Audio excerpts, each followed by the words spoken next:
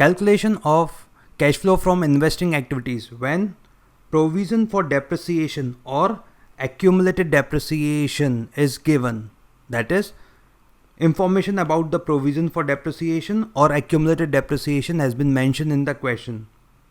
Provision for depreciation is also known as accumulated depreciation. That means cumulative depreciation. मतलब आज तक का, उस दिन तक टोटल कितना डेप्रिसिएशन लग चुका है उस एसेट के ऊपर. In this case, we need to prepare two accounts. Asset account, it will be based on original cost principle, and provision for depreciation. The basics remain the same. Asset के debit side में increase वाले item लिखेंगे, asset के credit side में decrease वाले item लिखेंगे. As in the case of without provision for depreciation, asset account में particulars information लगभग सेम होगी बट विथ सम चेंजेस. कौन से चेंजेस? डेप्रिसिएशन के जगह यहाँ आ जाएगा provision for depreciation. Credit side में देखिए डेप्रिसिएशन नज़र नहीं आएगा. सेकेंड चेंज, यहाँ पे ओपनिंग WDV नहीं लिखेंगे, ओपनिंग ओरिजिनल कॉस्ट लिखेंगे. And here we need to write closing original cost, not closing WDV. So these are the major changes as compared to when the question is without provision for depreciation. I repeat, credit side में depreciation नहीं लिखेंगे, उसके जगह आ जाएगा provision for depreciation, that to total depreciation on asset sold. Then opening balance में हम opening original cost लिखेंगे एंड क्लोजिंग बैलेंस में closing original cost in place of WDV. All other item remains the same. इसको feel करने का एक और रास्ता है, इनकमिंग आउटगोइंग. फील कीजिए, ये है इनकमिंग पार्ट, पहले से ही पड़ा हुआ है. इतने ओरिजिनल कॉस्ट के एसेट और खरीदे, राइट. आउटगोइंग, ये जो है पूरा, ये आउटगोइंग जो एसेट जा रहा है हमें छोड़ के, जिसको हम बेच रहे हैं. तो incoming minus outgoing will give us closing. आइंग माइनस जाइंग इज इक्वल्स टू बच जाएंगे. सिंपल. और ये पूरा गेम चलेगा ओरिजिनल कॉस्ट के ऊपर. ऐसे फील कर सकते हैं, इतने ओरिजिनल कॉस्ट के एसेट ईयर के बिगनिंग पे थे, इतने ओरिजिनल कॉस्ट के एसेट हमने और परचेज करे, और इतने ओरिजिनल कॉस्ट के एसेट हमने बेच दिए. सर तो ये जो आपने बनाया ये क्या ओरिजिनल कॉस्ट है? यस. अगर इन सब का क्यूमुलेशन करेंगे ना, टोटल करेंगे ना, तो ये original cost of asset sold के बराबर आएगा. चेक कर लीजिएगा.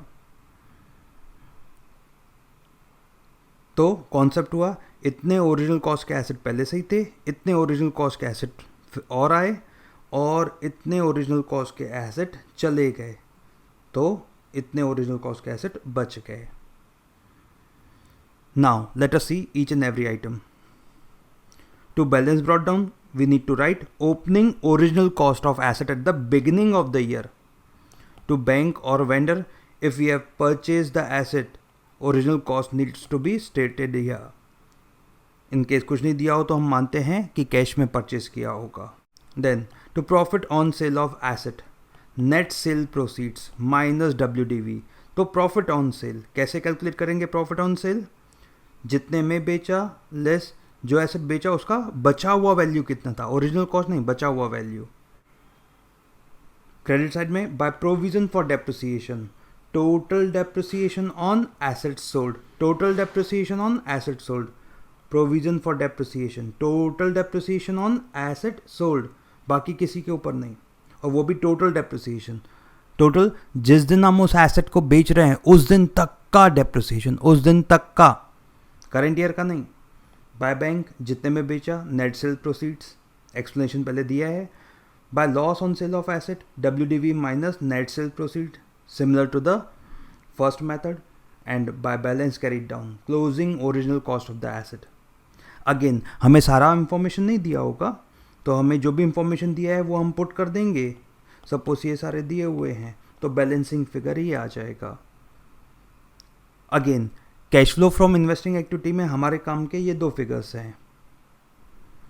परचेज़ किया है और वो भी हमने कैश में परचेज़ किया है, तो हमने पेमेंट किया होगा, cash flow from investing activity में से माइनस होगा।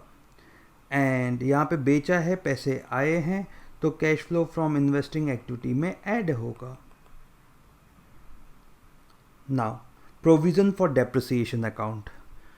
Cash flow from investing activity निकालने के लिए प्रोविज़न फॉर डेप्रिसिएशन से हमें डायरेक्टली कोई मतलब नहीं है, इनडायरेक्टली हो सकता है। कैसे? First of all, let us see each and every item contained in provision for depreciation account. Provision for depreciation account, credit side, by balance brought down, opening provision. Provision for depreciation is also known as accumulated depreciation. By balance brought down में हम लिखेंगे opening provision. Opening provision मतलब year के beginning तक total कितना depreciation लग चुका था, that is in the past. किस दिन ये देख रहे हैं? At the beginning of the year कि अब तक कितना डेप्रिसिएशन लग चुका है। फिर बाय डेप्रिसिएशन, करंट ईयर में जो डेप्रिसिएशन लगेगा, करंट ईयर में जो डेप्रिसिएशन लगेगा। तो सर दो क्यों है? Current year depreciation on asset sold and current year depreciation on other assets. आप चाहें तो इसको कंबाइन करके लिख सकते हैं, करंट ईयर का डेप्रिसिएशन अलग से मेंशन करने की जरूरत नहीं है।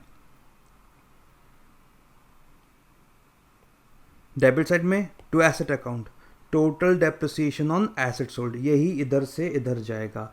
यस, इनडायरेक्टली मैंने कहा था ना, इनडायरेक्टली काम आ सकता है हमें। तो हो सकता है क्वेश्चन में हमें ये नहीं दिया हो और तब तक ये पेंडिंग रहेगा, जब तक ये पेंडिंग रहेगा ये भी नहीं निकल सकता। तो ऐसा हो सकता है कि पहले हम बाकी सब पुट कर दें तो ये बैलेंसिंग फिगर आए, यहाँ से उठा के हम यहाँ लेके जाएं, तब हमें जो हमारे काम का है वो वैल्यूज़ मिल जाएं। To asset account, total depreciation on asset sold, ये सेम फिगर्स होंगे। तो अगर यहाँ पता है तो इधर लिख देंगे, इधर पता है तो इधर लिख देंगे। एंड टू बैलेंस कर it down, closing provision, that is year and तक टोटल कितना डेप्रिसिएशन लग चुका है ऑन द एसेट जो हमारे पास उस समय है। Closing provision, provision for depreciation को कभी भी फील करना है तो बैक ऑफ द माइंड याद रखिए, this is accumulated depreciation, cumulative depreciation, तो समझ में आ जाएगा। जब हम cash flow from operating activity find करेंगे तब हमें ये काम आता है। तो इसको भी मैंने मार्किंग किया है अलग कलर से, तो ये हमारे काम आएगा CFO में, cash flow from operating activity. As far as cash flow from investing activity is concern, हमारे काम का ये दो है।